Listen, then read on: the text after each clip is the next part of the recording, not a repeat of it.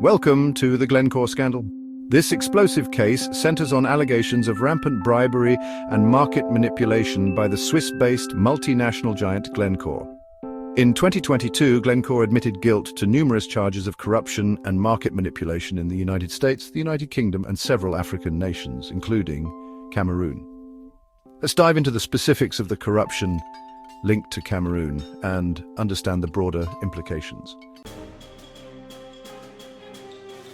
Legal proceedings in the Glencore corruption case. In May 2022, Glencore pleaded guilty to multiple corruption and bribery charges brought by the US Department of Justice, the UK Serious Fraud Office, and other authorities. In the US, Glencore admitted to paying over $79.6 million in bribes to officials in multiple countries, including Cameroon. The UK Serious Fraud Office found that between 2011 and 2016, Glencore paid bribes amounting to millions of dollars to secure preferential oil contracts in Cameroon, Equatorial Guinea, Côte d'Ivoire, and South Sudan. According to court filings, Glencore's representatives made illegal payments totaling $7.5 million to officials of SNH, Cameroon's state oil company. Bribes were paid to guarantee access to oil cargoes and favorable pricing terms, increasing Glencore's profit margins at Cameroon's expense. Glencore was fined $700 million in criminal fines in the US for bribery and £280 million in the UK for African-related corruption charges, with some of the funds tied to Cameroon-specific offences. Proceeds from these fines were intended for the treasuries of the prosecuting countries, with no direct distribution to Cameroon. Funds distribution. The fines paid by Glencore went largely to the US, UK, and other jurisdictions responsible for the investigations. Cameroon itself did not receive direct compensation from these penalties. This highlights the double loss faced by affected nations, first through corruption and then through the inability to directly recover fines imposed abroad. International watchdogs and anti-corruption advocates have called for restitution schemes, ensuring that affected countries like Cameroon benefit from penalties imposed on companies operating within their borders. As of now, there's no clear evidence that Cameroon will receive direct funds from the Glencore fines.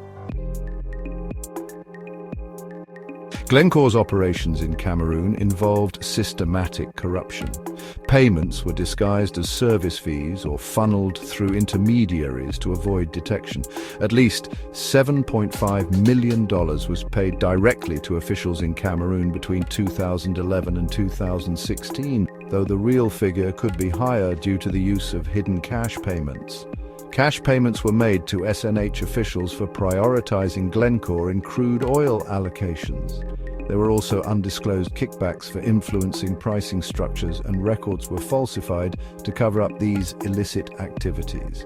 These practices undermined fair competition in Cameroon's oil and gas sector and likely resulted in significant losses in state revenue. The bribes prioritized Glencore over other companies, skewing the market to their advantage.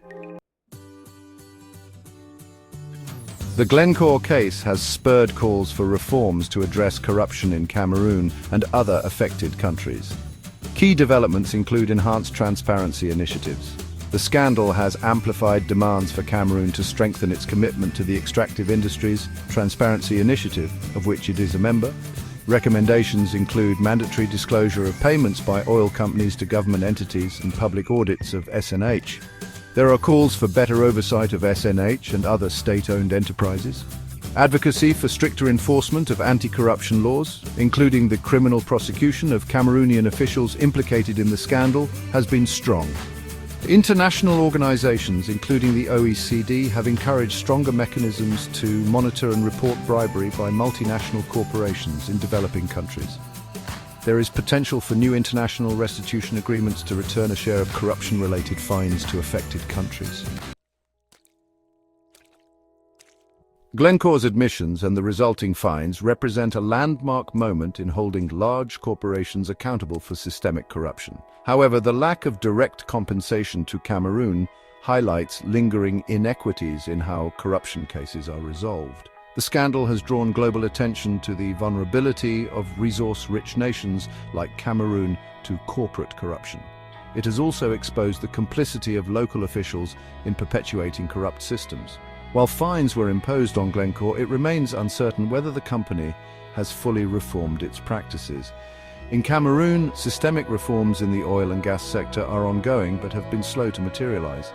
Public confidence in SNH remains low. The Glencore case underscores systemic weaknesses in governance and the need for stronger anti-corruption measures in Cameroon's extractive industries. While legal proceedings have punished Glencore, the affected countries, including Cameroon, are yet to see tangible benefits from the penalties imposed. Moving forward, Cameroon must focus on implementing reforms to safeguard its resources and ensure accountability for both local and international actors involved in corruption.